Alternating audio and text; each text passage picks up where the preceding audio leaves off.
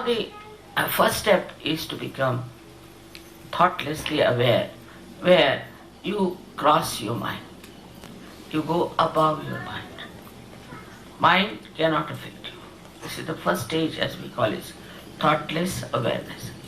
Second one is where you start seeing the working of this Paramchaitanya, of this all-pervading power, and you start becoming aware that there is a lot of truth in what Mataji says, that there is this power which works out many things. It works miraculously so many things for you. It gives you blessings, it guides you, it helps you. In so many ways it helps you. It gives you good health, good wealth, and also a very good society of very beautiful people in the collective. All that you can see clearly is happening here. Now this happening of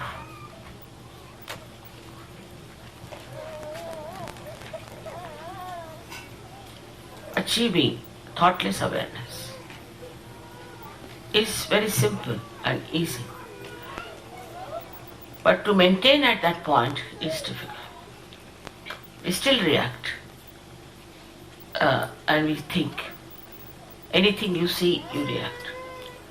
To get to that point in thoughtless awareness is first to change your attention. Now, for example, once we were climbing a very high mountain to see one temple called Palitana. Myself, my son-in-law, and my daughter. And we were really tired because we had to climb I don't know how many steps. And when we went up, we were tired, and there was a little canopy made of beautiful marble carving. So we just laid down there. They were very tired, and they said, "What is this kind of a temple?" They were grudging.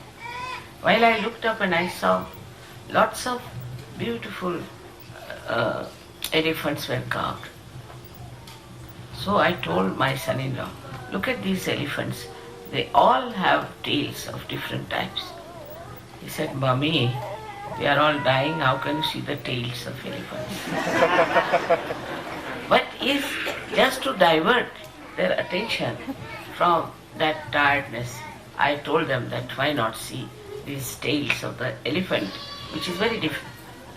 So what happens that when you are putting your attention so much to outside all the time, then you must first of all also divert your attention. For example, you see these beautifully made things here. Your attention is something else. Just try to enjoy the beauty of that. See, there are beautiful carpets here. Just look at them without thinking. Because they don't belong to you, so no headache. They belong to somebody else. It's very good. Otherwise, if it belongs to you, you start thinking, "Oh my God, I've spread them here. What will happen? They have to be insured," or some sort of thing like that.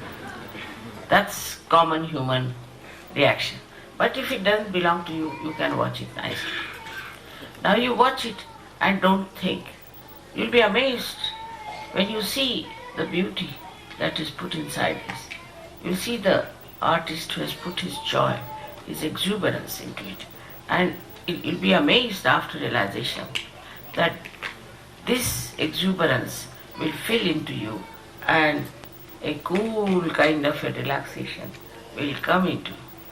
And this Kundalini will rise and you will become steady in your thoughtless awareness. So whenever you look at anything, look at any beautiful thing, even say today's election, just watch the man who is elected.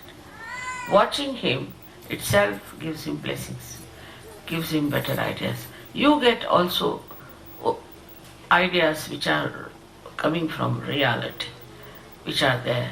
How to make this man a successful person, or this country a successful democracy.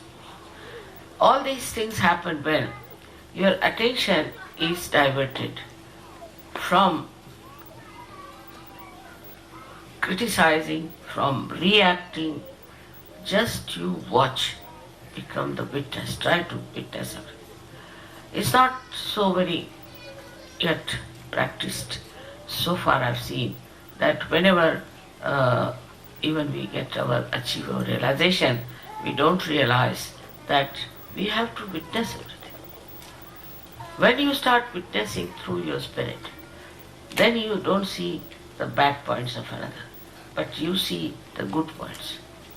You just pick up the person with very good points.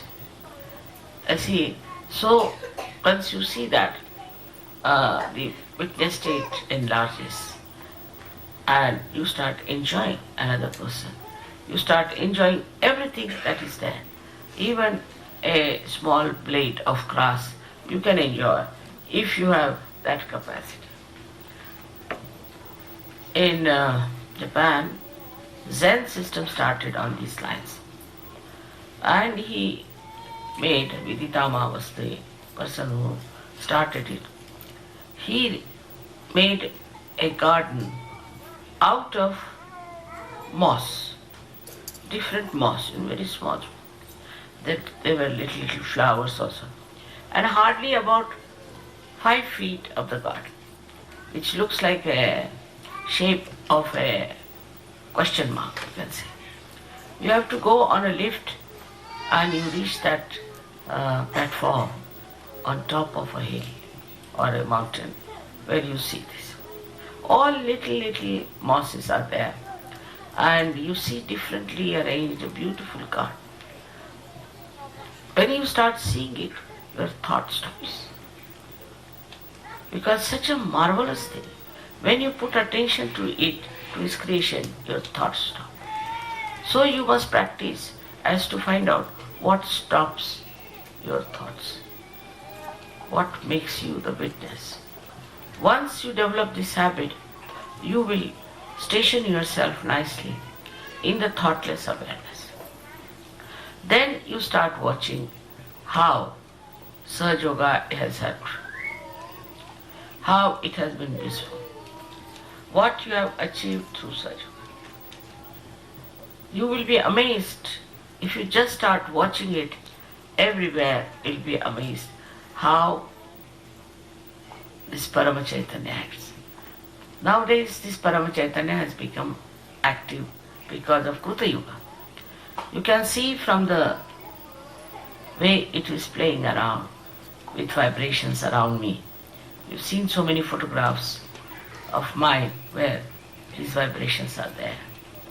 Also you've seen the photographs of many Sajogis sitting before me. On their head my name is written down in Arabic language. You've seen so many ways by which you can find out that there is the play of the divine. Now the mind will still try to say something. Don't listen, just watch. The effect of Sahaja Yoga you should watch on yourself, on your body. Don't think about it, but watch it. And you will be amazed how you have changed. To be very frank, when I come to Australia every year, sometimes I can't even recognize you. You look much younger, much better, much happier, and I don't recognize who are these people.